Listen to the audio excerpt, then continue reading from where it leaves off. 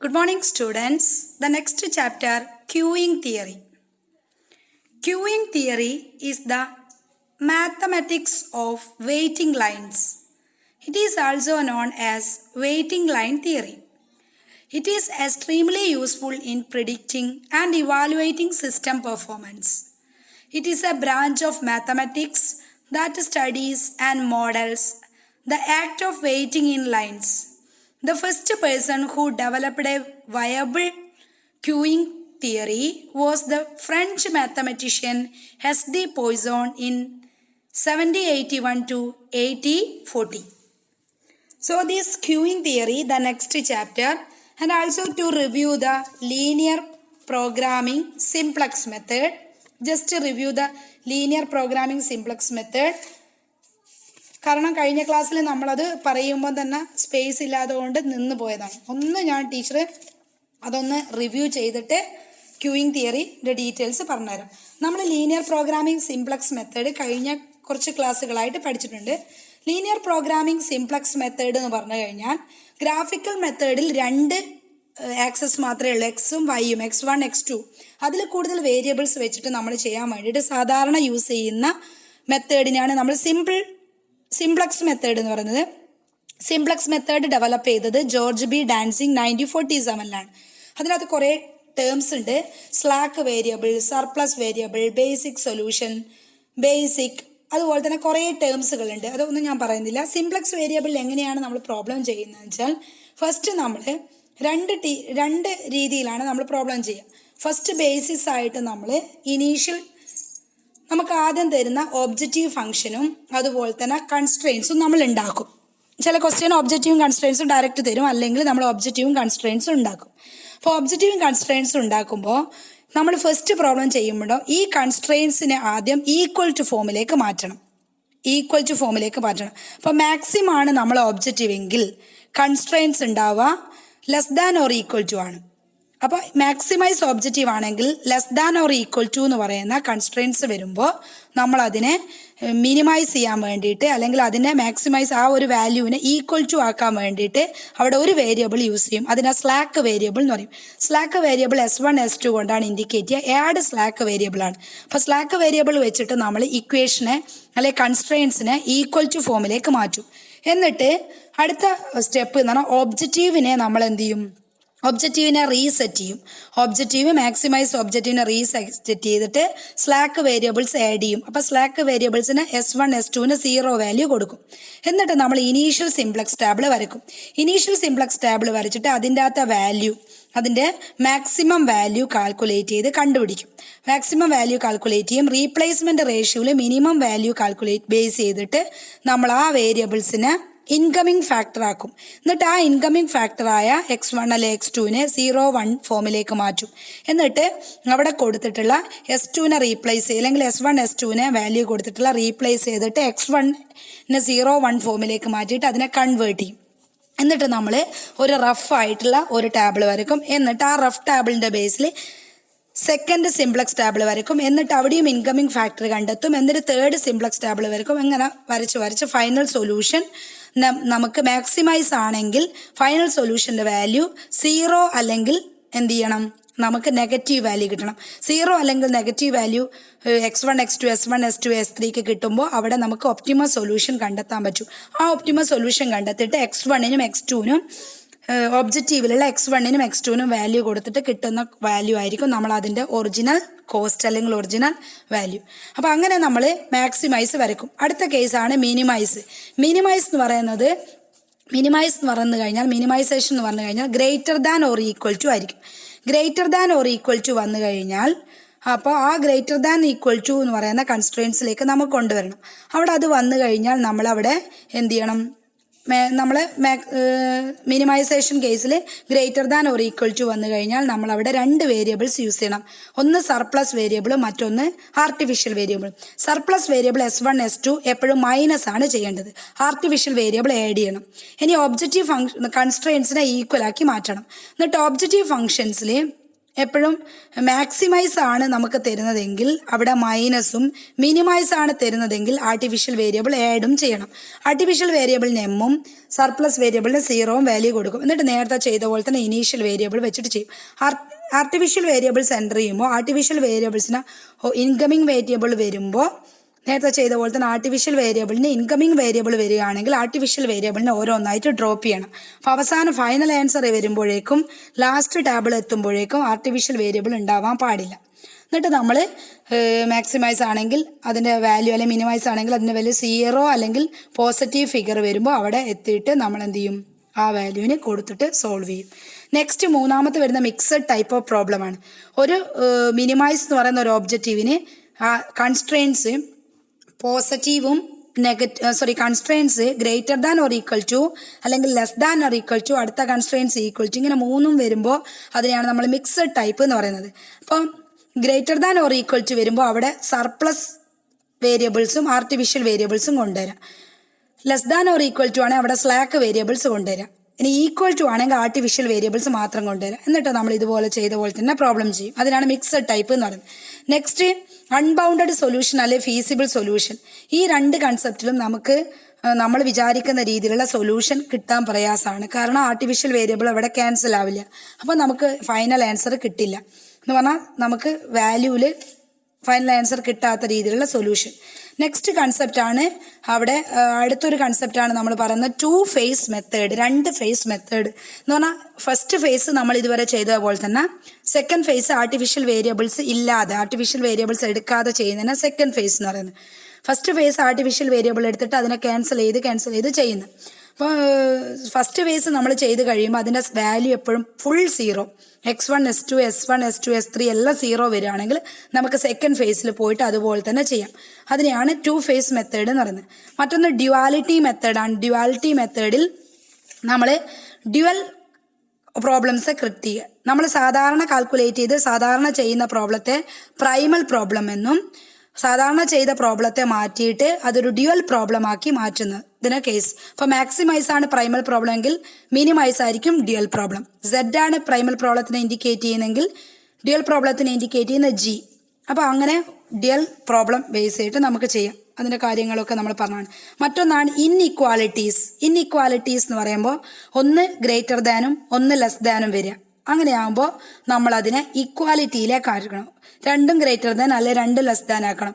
അങ്ങനെ ഇക്വാലിറ്റിയിലാക്കുമ്പോൾ is equal to constraints കൊടുക്കാതെ -1 multiply ചെയ്യുക. രണ്ട് സൈഡിലും -1 മൾട്ടിപ്ലൈ ചെയ്യുമ്പോൾ നമുക്കത് ഏതെങ്കിലും ഒരു കൺസ്ട്രെയിൻസിലേക്ക് മാറ്റാം.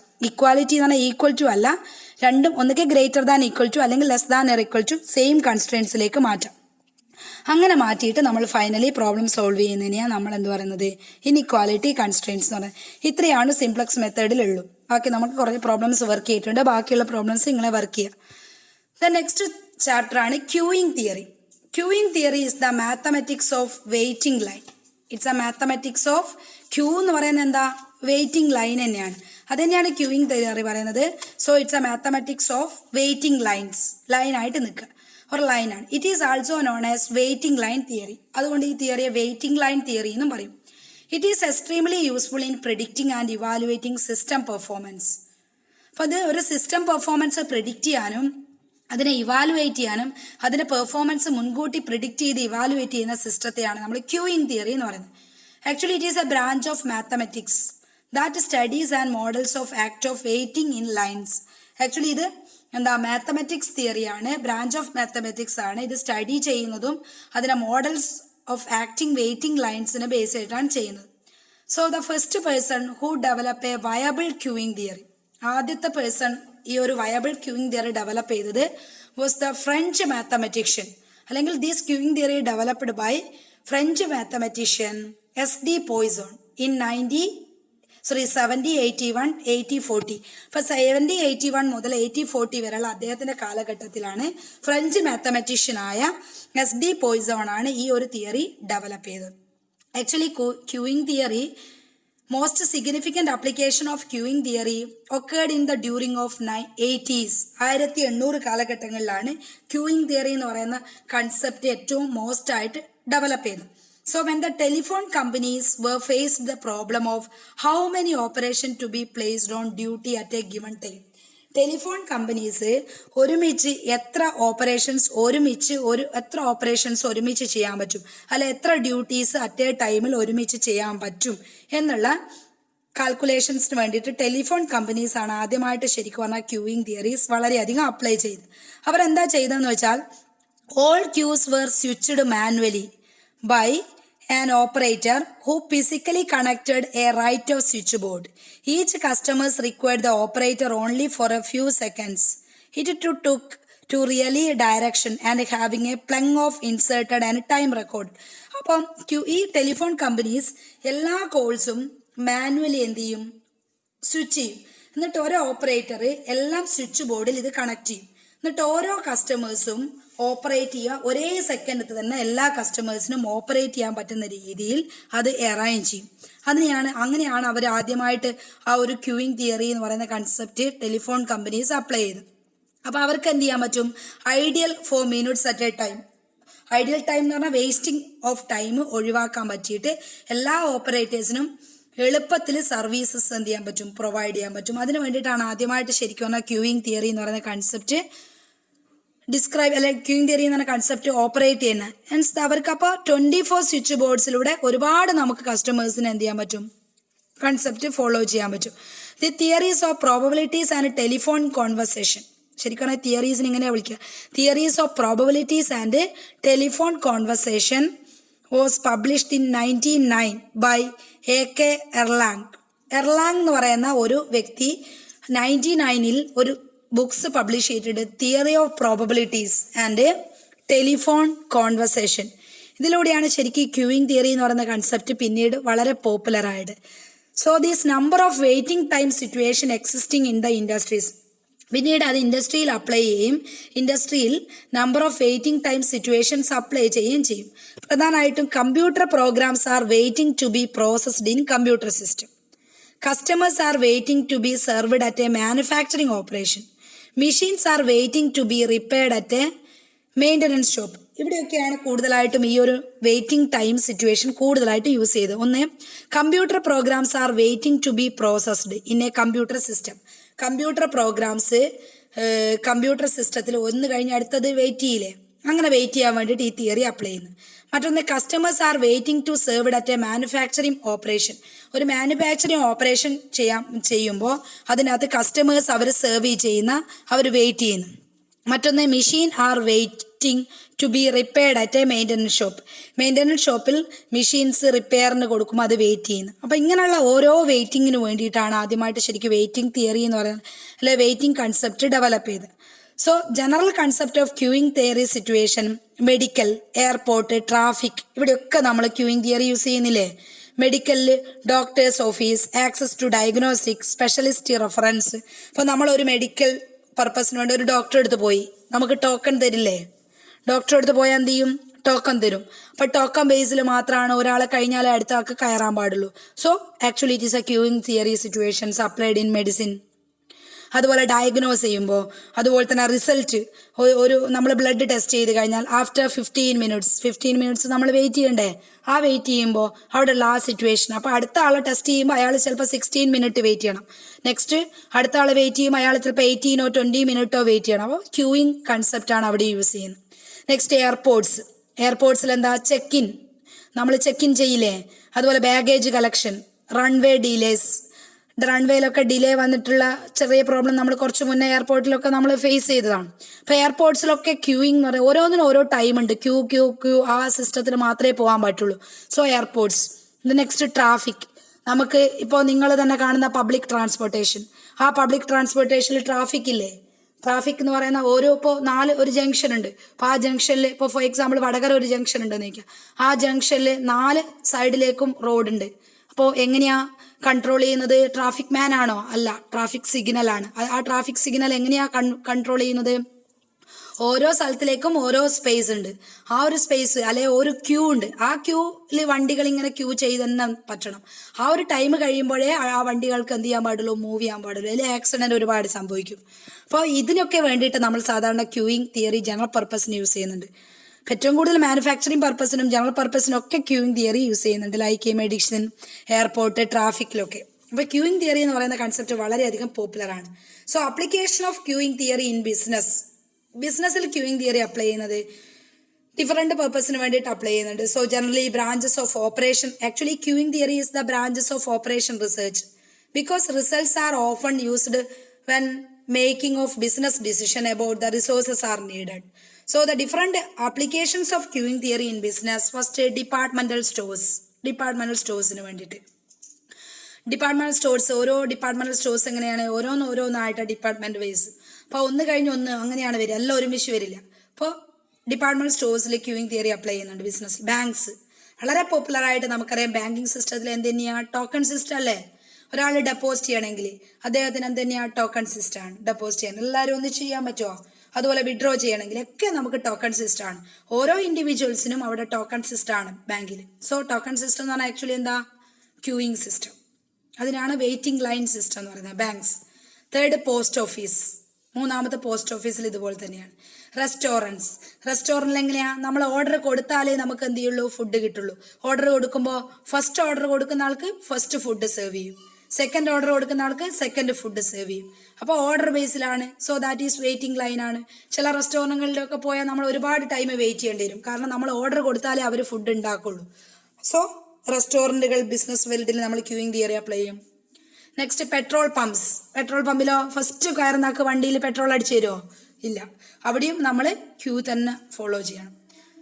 Sixth, patients in clinics. നമ്മളിപ്പോൾ പറഞ്ഞ ക്ലിനിക്സിൽ പോയി കഴിഞ്ഞാൽ ഫസ്റ്റ് നമ്മൾ ആ പേഷ്യൻസിന് ടോക്കൺ എടുക്കണം, അല്ലെങ്കിൽ അവിടെ ഡോക്ടർക്ക് പ്രിസ്ക്രൈബ് ചെയ്യാനുള്ള റിസിപ്റ്റ് എടുക്കണം, എന്നിട്ട് നമുക്ക് ടോക്കൺ തരും. എന്നിട്ട് അല്ലെങ്കിൽ 1, 2, 3 ബേസിൽ മാത്രമേ നമ്മൾ പോകാൻ പാടുള്ളൂ.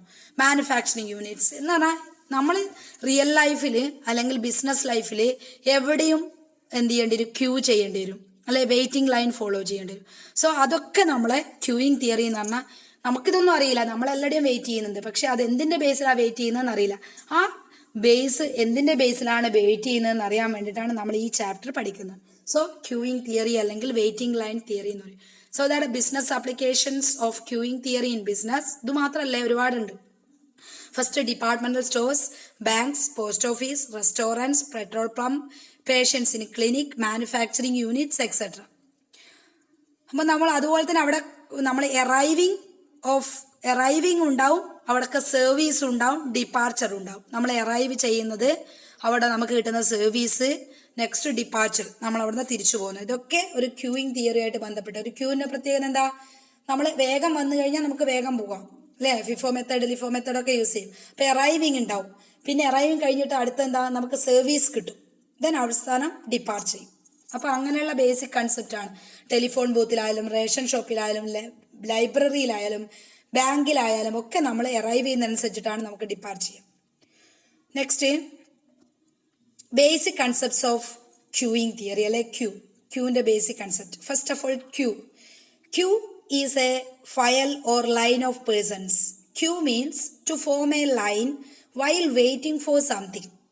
Involves arriving items that wait to be served at the facility that provides the service they seek. Queue. First നമുക്ക് ക്യൂ എന്താണെന്ന് അറിയണം. Queue it is a file or a line of person. അതൊരു ഫയലാണ് അല്ലെങ്കിൽ ഒരു ലൈൻ ഓഫ് പേഴ്സൺ ആണ് queue. Queue means to form a line while waiting for something. നമ്മൾ എന്തിനോ വേണ്ടിയിട്ട് വെയിറ്റ് ചെയ്യുന്ന ഒരു ലൈനാണ് ആക്ച്വലി എന്ത് പറയുന്നത്? ക്യൂ. ഇൻവോൾവ്സ്, അതിനകത്ത് എന്തൊക്കെ ഇൻവോൾവ് ചെയ്യുന്നുണ്ട്? Arriving items that wait to be served at a facility that provide the service they seek. നമ്മൾ ഒരു സ്ഥലത്തേക്ക് അറൈവ് ചെയ്യുമ്പോൾ, അല്ലെങ്കിൽ ഒരു ആക്ടിവിറ്റിക്ക് വേണ്ടി അറൈവ് ചെയ്യുമ്പോൾ, അതിന് വേണ്ടിയിട്ട് നമ്മൾ അവിടെ സെർവ് ചെയ്യാൻ വേണ്ടിയിട്ട്, എന്തോ നമുക്ക് ലഭിക്കാൻ വേണ്ടിയിട്ട് നമ്മൾ വെയിറ്റ് ചെയ്യാണ് at a facility that provide service they seek. അവസാനം നമുക്ക് ഒരു സർവീസ് കിട്ടാൻ വേണ്ടിയിട്ട്, ആ സർവീസിനെ സെർവ് ചെയ്യാൻ വേണ്ടിയിട്ട് നമ്മൾ അവിടെ അറൈവ് ചെയ്യുകയും അതിന് വേണ്ടിയിട്ട് നമ്മൾ വെയിറ്റ് ചെയ്യുകയും ചെയ്യുന്ന രീതിയിലുള്ള ഫോം ഓഫ് ലൈൻ ഓഫ് ആക്ടിവിറ്റിയാണ് ആക്ച്വലി എന്ന് പറയുന്നത് ക്യൂ. മനസ്സിലായി? അപ്പോൾ ഒരു സർവീസ് കിട്ടാൻ, അപ്പോൾ ഡോക്ടറെ കാണിക്കാൻ നമ്മൾ പോകുമ്പോൾ ആ ഡോക്ടറുടെ സർവീസ് കിട്ടാൻ വേണ്ടിയിട്ട്, ആ സെർവ് ചെയ്യാൻ വേണ്ടിയിട്ട് നമ്മൾ അവിടെ അറൈവ് ചെയ്യും, അതിന് വേണ്ടിയിട്ട് നമ്മൾ വെയിറ്റ് ചെയ്യും. അതൊരു form of line of wait ആകുമ്പോൾ അതിനെയാണ് നമ്മൾ ക്യൂ എന്ന് പറയുന്നത്. അതുകൂടാതെ നമുക്ക് ട്രാഫിക്കിൽ നമ്മൾ വണ്ടി എടുത്ത് പോകുമ്പോൾ ട്രാഫിക്കിൽ നമ്മൾ വെയിറ്റ് ചെയ്യുന്നുണ്ട്. ആ ട്രാഫിക്കിൽ വെയിറ്റ് ചെയ്യുന്ന എന്തിനാ? അതൊരു ലൈൻ ഓഫ് ആക്ടിവിറ്റിയാണ്. ആ ലൈൻ ഓഫ് വെയിറ്റിംഗ് ആക്ടിവിറ്റിയാണ്. ആ വെയിറ്റിംഗ് ആക്ടിവിറ്റി നമ്മൾ ഫോളോ ചെയ്യുന്നത് റൂൾസ് ഉള്ളത് കൊണ്ട്. അതുപോലെ തന്നെ ആ റൂൾസ് ഫോളോ ചെയ്താൽ ഹ്യൂമൻ ബീങ്ങിന് ബെനിഫിറ്റ് ഉള്ളത് കൊണ്ട്. അതുകൊണ്ടാണ് നമ്മൾ ആ ഫെസിലിറ്റീസിനെ എന്ത് ചെയ്യുന്നത്? സീക്ക് ചെയ്യുന്നത്. അങ്ങനെയുള്ള ഫെസിലിറ്റീസിനെയാണ് ക്യൂ എന്ന് വിളിക്കുന്നത്. So it is A file. means queue is a file or line of person. Queue means to form a line. ഇതങ്ങനെ തന്നെ പഠിക്കണേ. While waiting for something involves arriving items that wait to be served at the facility that provides the service they seek. Then next concept, basic concepts or basic systems of a queuing process. Queuing process ന്റെ basic system ആണ്. Queuing പ്രോസസ്സിൻ്റെ basic സിസ്റ്റമാണ്. 3 basic system പറയാം, അല്ലെ? Basic system of queuing process. First, arrival process of users in the system. ഒരു സിസ്റ്റത്തിലേക്ക് users എന്ത് ചെയ്യണം? ആദ്യം അറൈവൽ പ്രോസസ് ചെയ്യണം.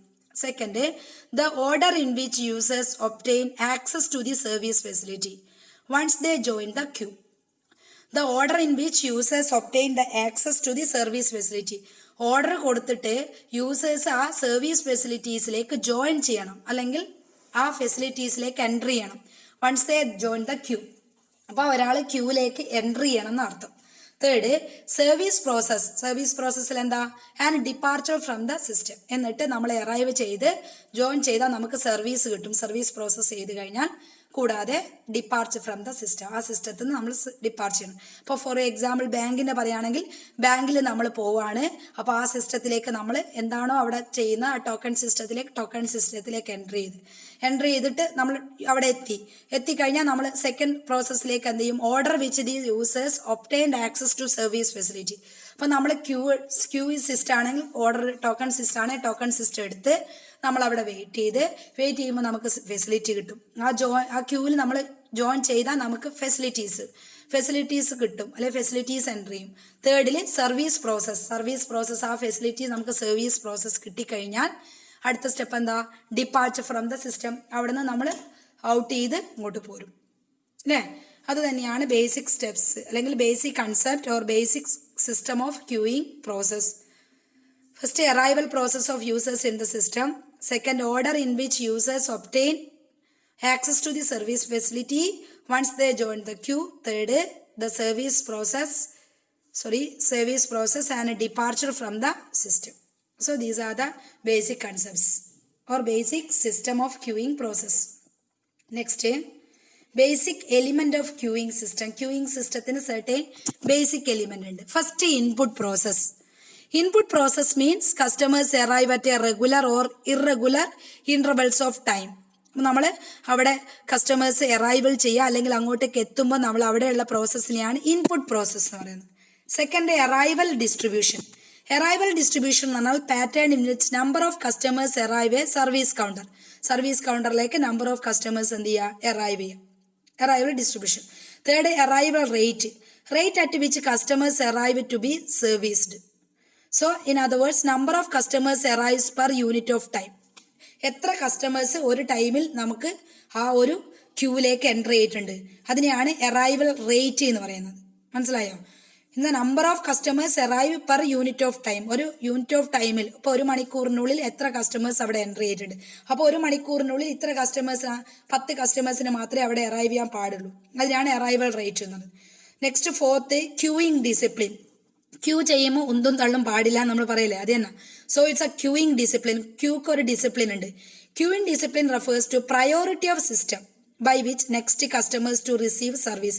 ഒരു കസ്റ്റമറിന് ഒരു സർവീസ് കൊടുത്തു കഴിഞ്ഞാൽ അടുത്ത കസ്റ്റമറിന് ആ സർവീസ് ഓട്ടോമാറ്റിക്കലി വരും. അപ്പോൾ നമുക്ക് first in first out method, first വരുന്ന ആൾക്ക് ഫസ്റ്റ് കൊടുക്കാം, അല്ലേ? First in first out serve, അല്ലെങ്കിൽ ഫസ്റ്റ് കം ഫസ്റ്റ് സർവ്ഡ്, അങ്ങനെയാ പറയാം. FCFS എന്ന് പറയാം. ഫിഫോ മെത്തേഡ് അല്ലാണ്ട് അതിനെ നമുക്ക് വേറെ രീതിയിൽ പേര് വിളിക്കാം, ഫിഫോ ഓർ FCFS. FCFS എന്ന് പറഞ്ഞാൽ ഫസ്റ്റ് കം ഫസ്റ്റ് സർവ്ഡ്. ആദ്യം വരുന്ന ആൾക്ക് ആദ്യം സർവീസ് കൊടുക്കാം. ഇനി വേണമെങ്കിൽ ലാസ്റ്റ് കം ഫസ്റ്റ് സർവ്ഡ്, വേറൊരു മെത്തേഡ് വേണമെങ്കിൽ നമുക്ക് പറയാം. Last come first served. LCFC, ആദ്യം ലാസ്റ്റ് വരുന്ന ആൾക്ക് ഫസ്റ്റ് സെർവ് ചെയ്യാം. മറ്റൊരു മെത്തേഡ് റാൻഡം സെലക്ഷൻ എന്ന് പറഞ്ഞാൽ RS മെത്തേഡ്. നമുക്ക് കലവിലെ മെത്തേഡ് എന്ന് പറഞ്ഞാൽ റാൻഡം സെലക്ഷൻ എന്ന് പറഞ്ഞാൽ അവിടുന്ന് ഒരു 10 ആളിൽ നടുവിലുള്ള ആളെ എടുക്കുക, അല്ലെങ്കിൽ സെൽഫ് എക്സ്പ്ലനേറ്ററി. ഇപ്പം 10 ആൾ ക്യൂ നിൽക്കുന്ന ഒരാൾക്ക് ഭയങ്കര ക്ഷീണമുണ്ട്, അപ്പം 5-മത്തെ ആൾക്കാണ് ഭയങ്കര ക്ഷീണം, അപ്പം 5-മത്തെ ആളെ നമ്മൾ വിളിക്കും അല്ലേ, ഡോക്ടറെ അടുത്തൊക്കെ പോകുമ്പോൾ. അതിനെയാണ് എന്ത് പറയുന്നത്, റാൻഡം സെലക്ഷൻ എന്ന് പറയുന്നത്. അതുപോലെ ലാസ്റ്റ് കം ഫസ്റ്റ് സെർവ്ഡ് എന്ന് പറഞ്ഞാൽ ലാസ്റ്റ് വന്ന എമർജൻസി കേസിലൊക്കെ നമ്മൾ ഫസ്റ്റ് എടുക്കുന്നില്ലേ. അപ്പം ഇങ്ങനെ 3 രീതിയിലുള്ള മെത്തേഡ്സ് നമുക്ക്, അല്ലെങ്കിൽ 4 രീതിയിലുള്ള മെത്തേഡ്സ് നമുക്ക് യൂസ് ചെയ്യാം. ഫസ്റ്റ് കം ഫസ്റ്റ് സെർവ്ഡ്, രണ്ടാമത്തത് ലാസ്റ്റ് കം ഫസ്റ്റ് സെർവ്ഡ്, മൂന്നാമത്തെ റാൻഡം സർവീസ്, മറ്റൊന്ന് സെൽഫ് എക്സ്പ്ലനേറ്ററി, എക്സ്പ്ലനേഷൻ കൊടുത്തിട്ട് നമ്മൾ അക്കോമഡേറ്റ് ചെയ്യുന്നില്ലേ. അപ്പം ഇങ്ങനെയുള്ള ക്യൂയിങ് ഡിസിപ്ലിൻ ഫോളോ ചെയ്യണം, queue discipline or queuing discipline. Next ഒരു ബേസിക് എലിമെന്റ് ആണ് സർവീസ് മെക്കാനിസം.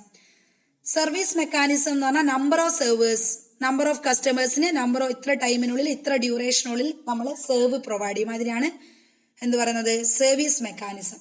മറ്റൊന്ന് സിസ്റ്റം കപ്പാസിറ്റി. സിസ്റ്റം കപ്പാസിറ്റി എന്ന് പറഞ്ഞാൽ how many customers can wait at a time in a queuing system, significant factors of considered. അപ്പോൾ ഒരുപാട് Q ഉണ്ടാവാം, കുറേ Q ഉണ്ടാവാം. ആ ക്യൂ ഉണ്ടാകുമ്പോൾ, ഒരുപാട് ക്യൂ ഉണ്ടാകുമ്പോൾ നമുക്ക് ഒരേ സമയത്ത് മാനേജ് ചെയ്യാൻ പറ്റില്ല. അപ്പോൾ ഒരു റൂമിൽ കൊള്ളുന്ന, അല്ലെങ്കിൽ ഒരു ബാങ്കിൽ ഇപ്പോൾ പ്രത്യേകിച്ച് നമ്മൾ പറയുന്ന ഒരു ബാങ്കിൽ കൊറോണയൊക്കെ ആയതുകൊണ്ട് ഒരു ബാങ്കിൽ ഒരു മണിക്കൂറിൽ 10 കസ്റ്റമേഴ്സ് മാത്രമേ പാടുള്ളൂ. അപ്പോൾ ആ ഒരു കപ്പാസിറ്റിയാണ് സിസ്റ്റം കപ്പാസിറ്റി എന്ന് പറയുന്നത്. കാരണം ഓവറായി പോവാതിരിക്കാൻ, ലൈന് ലോങ് ആവാൻ പാടില്ല. Next 7th service distribution. Service distribution എന്ന് പറഞ്ഞാൽ number of customers leaves the service facility. Service time may be constant or random. Service time constant അല്ലെങ്കിൽ റാൻഡം ബേസിൽ സർവീസിൽ അവർക്ക് പ്രൊവൈഡ് ചെയ്യും. അതിനാണ് സർവീസ് ഡിസ്ട്രിബ്യൂഷൻ എന്ന് പറയുന്നത്. So which describes the behaviour, distribution behaviour ഒരു പ്രോബബിലിറ്റി ആണ്. ഇത്ര സർവീസ്, ഇത്ര ആളുടെ ഇത്ര സർവീസ് പ്രൊവൈഡ് ചെയ്യും. Next service rate. Rate at which the service channel can be perform the service. That is number of customers served per unit of time. നമുക്ക് ഇത്ര number of customers served per unit of time, per unit of ടൈമിൽ ഇത്ര കസ്റ്റമേഴ്സിന് service provide ചെയ്യാം. ഒരു മണിക്കൂറിൽ 10 കസ്റ്റമേഴ്സിന് service provide ചെയ്യാനാണെങ്കിൽ അതിനെയാണ് നമ്മൾ സർവീസ് റേറ്റ് എന്നത്. Mean value of service rate. Service rate എപ്പോഴും ഇൻഡിക്കേറ്റ് ചെയ്യുന്ന മീൻ വാല്യൂവിലാണ്. MEAN ഓർമ്മയില്ലേ, മീൻ എന്ന് പറയുന്നത് സ്റ്റാറ്റീസിലെ ഒരു ടേമാണ്. ആ മീൻ വാല്യൂവിലാണ് എപ്പോഴും സർവീസ് റേറ്റ് റെപ്രസെന്റ് ചെയ്യുന്നത്. സർവീസ് റേറ്റിനെ നമ്മൾ റെപ്രസെന്റ് ചെയ്യുന്ന മ്യൂ ഓർമ്മയില്ലേ, ടീച്ചർ അങ്ങോട്ട് വരച്ചുതരാം. മ്യൂവിലാണ് സർവീസ് റേറ്റ് എപ്പോഴും പറയാം. മറ്റൊന്ന് സർവീസ് ചാനൽ. സർവീസ് ചാനൽ എന്ന് പറഞ്ഞാൽ single service channel or multi service channel or series service channel ഉണ്ട്. അപ്പോൾ സിംഗിൾ സർവീസ് ചാനലോ മൾട്ടി സർവീസ് ചാനലോ സീരീസ് മൾട്ടി സർവീസ് ചാനലിലോ ബേസ് ചെയ്തിട്ട് നമ്മൾ എന്ത് ചെയ്യും, ഇൻഫോർമേഷൻ കസ്റ്റമേഴ്സിന് പാസ് ചെയ്യും. അതിനാണ് സർവീസ് ചാനൽ. വേണമെങ്കിൽ സിംഗിൾ സർവീസ് ചാനൽ കൊടുക്കാം, അല്ലെങ്കിൽ മൾട്ടി സർവീസ് ചാനൽ കൊടുക്കാം, അല്ലെങ്കിൽ സീരീസ് സർവീസ് ചാനലിലൂടെ നമുക്ക് ഇൻഫോർമേഷൻ കസ്റ്റമേഴ്സിന് സർവീസ് കൊടുക്കാം. നെക്സ്റ്റ് അടുത്ത ടേമാണ് one server model. One server model എന്ന് പറഞ്ഞു കഴിഞ്ഞാൽ only one server at a time. ഒരു ക്യൂയിങ് മോഡൽ, ഒരു സെർവർ മാത്രമേ ഉണ്ടാവുള്ളൂ. അതിനെയാണ് വൺ സെർവർ മോഡൽ എന്ന് പറയുന്നത്. ചില ക്യൂവിൽ വൺ സെർവർ മോഡലേ പറ്റുള്ളൂ, അതുകൊണ്ടാണ് വൺ സെർവർ മോഡൽ ഉപയോഗിക്കുന്നത്. അടുത്തത് multi server model. If a system has a number of parallel service channel, we can call it a multi-server channel. അപ്പോൾ മൾട്ടി സെർവർ ചാനൽ എന്ന് പറഞ്ഞാൽ ഒരു കൺസെപ്റ്റ് തന്നെ, ഒരു സർവീസ് തന്നെ ഒന്ന് കൂടുതൽ ഡിപ്പാർട്ട്മെന്റിലേക്ക്, ഇപ്പോൾ ഒരു ഇൻഫോർമേഷൻ ഒന്ന് കൂടുതൽ ഡിപ്പാർട്ട്മെന്റിലേക്ക് അറ്റ് എ ടൈമിൽ കൊടുക്കണം. അപ്പോൾ അവിടെ നമ്മൾ യൂസ് ചെയ്യുന്നത് എന്തായിരിക്കും, മൾട്ടി സെർവർ മോഡലായിരിക്കും. More than one server at a time. Next service discipline. സർവീസിന് എന്തുണ്ടാവണം, ഒരു ഡിസിപ്ലിൻ ഉണ്ടാവണം. It is an order of service. Actually service discipline means order of a service. It is rules followed by a service selected from a queue for service. ഒരു ക്യൂ provide ചെയ്യുമ്പോൾ ആ ക്യൂവിന് ഒരു rule ഉണ്ടായിരിക്കണം. അല്ലെങ്കിൽ ക്യൂവിനുള്ള റൂളല്ല, ക്യൂവിന് സർവീസ് കൊടുക്കുമ്പോൾ അവിടെ ഒരു റൂൾ ഉണ്ടാവും. അപ്പോൾ ഒരു കസ്റ്റമർക്ക് ഒരു രീതിയിലുള്ള സർവീസ്, മറ്റൊരു കസ്റ്റമേഴ്സ് മറ്റൊരു രീതിയിലുള്ള സർവീസ്, അങ്ങനെ കൊടുക്കാൻ പാടില്ല. ഇപ്പോൾ ബാങ്കിൽ വരുന്ന മുഴുവൻ കസ്റ്റമേഴ്സിനും ഒരേ രീതിയിലുള്ള സർവീസേ പ്രൊവൈഡ് ചെയ്യുള്ളൂ. അപ്പോൾ അവിടെ കുറച്ച് പണക്കാരനായതുകൊണ്ട് അയാൾക്ക് കൂടുതൽ സർവീസും പാവപ്പെട്ടവന് കുറഞ്ഞ സർവീസും അങ്ങനെയല്ല. ദാറ്റ് മീൻസ് സർവീസിന് ഒരു റൂൾ ഉണ്ട്, ഒരു ഡിസിപ്ലിൻ ഉണ്ട്. That is service discipline like it's an order of service. If any facility is free and incoming customers are taken to service immediately. എല്ലാ ബാങ്കിൽ വരുന്ന എല്ലാ കസ്റ്റമേഴ്സിനും സർവീസ് ഫ്രീ ആയിട്ട് കൊടുക്കണം. അല്ലെങ്കിൽ ഡോക്ടേഴ്സിൻ്റെ അടുത്തുനിന്ന് വരുന്ന ഗവൺമെൻറ് ഹോസ്പിറ്റലിൽ ഡോക്ടറായിട്ട് വരുന്ന എല്ലാ പേഷ്യൻസിനും എന്ത് ചെയ്യണം, ക്യൂ നിന്ന എല്ലാ പേഷ്യൻസിനും സർവീസ് ഫ്രീ ആയി കൊടുക്കണം. അതിനാണ് സർവീസ് ഡിസിപ്ലിൻ എന്ന് പറയുന്നത്. കൈക്കൂലി ഒന്നും വാങ്ങരുത് എന്നർത്ഥം. Next service rate. സർവീസിന് എന്തുണ്ടാവാം, റേറ്റ് ഉണ്ട്. നേരത്തെ നമ്മൾ പറഞ്ഞിട്ടുണ്ട്, service rate refers overall average number of A customers system at a time. ഒരു പീരീഡ് ഓഫ് ടൈമിൽ ഓവറോൾ കസ്റ്റമേഴ്സിന് ഉണ്ടാവുന്ന മൊത്തം റേറ്റ് ആണ് നമ്മൾ സർവീസ് റേറ്റ് എന്ന് പറയുന്നത്. Next stochastics process. Stochastic process is a system event in which time between event and events are random variables. That is, it's a queuing model. Stochastic process എന്ന് പറഞ്ഞാൽ actually queuing model തന്നെയാണ്. The pattern of customers arrival and service are modeled. അപ്പോൾ ഒരു pattern of customers arrive ചെയ്യുന്നതും അവർക്ക് service provide ചെയ്യുന്നതും ഒരു പ്രത്യേക മോഡലിലാക്കിയിട്ട് അതൊരു പ്രോബബിലിറ്റി ഡിസ്ട്രിബ്യൂഷൻ്റെ ബേസിൽ ചെയ്യുന്നതിനെ ആ ഒരു പ്രോസസ്സിനെയാണെന്ന് പറയുന്നത് സ്റ്റൊക്കാസ്റ്റിക് പ്രോസസ് എന്ന് പറയുന്നത്. Actually the system of event in which time between event and random variables. ഇവന്റും അതുപോലെ തന്നെ അതിനോടുകൂടി ഇവന്റിന്റെ റാൻഡം വേരിയബിൾസും തമ്മിൽ എത്ര ടൈമിൽ സിസ്റ്റം സെർവ് ചെയ്യുന്നുണ്ട് എന്നുള്ള ബേസ് ചെയ്തിട്ടുള്ള പ്രോസസ്സിനെയാണ് സ്റ്റോക്കാറ്റിസ്റ്റ് പ്രോസസ് എന്ന് പറയുന്നത്. So actually it's a queuing model also based on customers arriving pattern and service modelled of this process. Next utilisation. Utilisation എന്ന് പറഞ്ഞാൽ proportion of time that server is busy handling customers. Busy handling കസ്റ്റമേഴ്സിനെ server എങ്ങനെയാണ് handle ചെയ്യുന്നത്, എങ്ങനെയാണ് അത് utilise ചെയ്യുന്നത്. അപ്പം BC handling customers നേരത്തെ ഞാൻ പറഞ്ഞ എമർജൻസി ആയ ഒരു പേഷ്യൻസിന് 10-20 ആൾ ക്യൂ നിൽക്കുന്നുണ്ടെങ്കിലും 21ാമത്തെ വന്ന ഒരു പേഷ്യൻ്റ് എമർജൻസി ആണെങ്കിൽ അത് ഡോക്ടർ ഫസ്റ്റ് അവരെ എന്ത് ചെയ്യും, കൺസിഡർ ചെയ്യില്ലേ. അതിനെയാണ് യൂട്ടിലൈസേഷൻ എന്ന് പറയുന്നത്. That is time that server is handle the busy customers. Busy കസ്റ്റമേഴ്സിനെ ഹാൻഡിൽ ചെയ്യുന്ന ഒരു system. 16. Scheduling adopted by server. So it refers schedule adopted by server to work. വർക്കിനനുസരിച്ചിട്ട് ഷെഡ്യൂൾ എന്ത് ചെയ്യും, അഡോപ്റ്റ് ചെയ്യും സെർവർ. അതിനെയാണ് schedule adopt by the server. Server follow the following discipline. അവർക്ക് തോന്നുന്ന അല്ലെ അവർക്ക് സെർവർ ഫോളോ ചെയ്യുന്ന ഡിസിപ്ലിനാണ്. That is the context. FCFS നമ്മൾ നേരത്തെ പറഞ്ഞില്ലേ, ഫസ്റ്റ് കം ഫസ്റ്റ് സെർവ്ഡ്. മറ്റൊന്ന് LCFC, last come first served. The next random selection, RS or self explanatory. അപ്പോൾ 3 മെത്തേഡ് പ്രധാനമായിട്ടും. FCFS first come first served, next last come first served LCFC, മറ്റൊന്ന് random selection RS. ഇതിനെ base ചെയ്തിട്ട് schedule ചെയ്യും. അതിനെയാണ് scheduling adopt by server എന്ന് പറയുന്നത്. Okay, so these are the basic elements of queuing system. അതിൻ്റെ elements ആണ് input process, second arrival distribution, third arrival rate, fourth queuing discipline, next service mechanism, next system capacity, next service distribution, next service rate, another one service channel, next one server model, next multi server model, next service discipline, another one service rate, next stochastic process, next utilization, last scheduling adopted by server. So then it's a new chapter, queuing theory. First review the queuing theory. Queuing theory is a mathematics of waiting line. It is also known as waiting line theory. It is extremely useful in predicting and evaluating system performance. It is a branch of mathematics that studies and models the act of waiting in lines. The first person who developed a viable queuing theory was the French mathematician S.D. Poisson in 1781-1840. So actually this theory developed at the period of 80s. So then next concept, application of queuing theory in business. First, department stores, banks, post office, restaurants, petrol pumps, patients in clinic, manufacturing units, etc. The next basic concepts of queue. Queue is a file or line of persons. Queue means to form a line while waiting for something. Involves arriving items that wait to be served at the facility that provides the service they seek. Basic concepts are: first, the arrival process of users in the system. Second, the order in which users obtain access to the service facility once they join the queue. Third, service process and departure from the system. The next basic element of queuing system. First, input process. Second, arrival distribution. Third, arrival rate. Fourth, queuing discipline. Next, service mechanism. Next, system capacity. Next, service distribution. Eighth, service rate. 9, service channels. 10, one server model. 11, multi-server model. 12, service discipline. 13, service rate. 14, stochastic process. 15, utilization. Last, scheduling adopted by server. Thank you. The next ക്ലാസ്സിൽ നമുക്ക് ബാക്കിയുള്ള ക്ലാസ്സുകൾ എടുക്കാം. Thank you.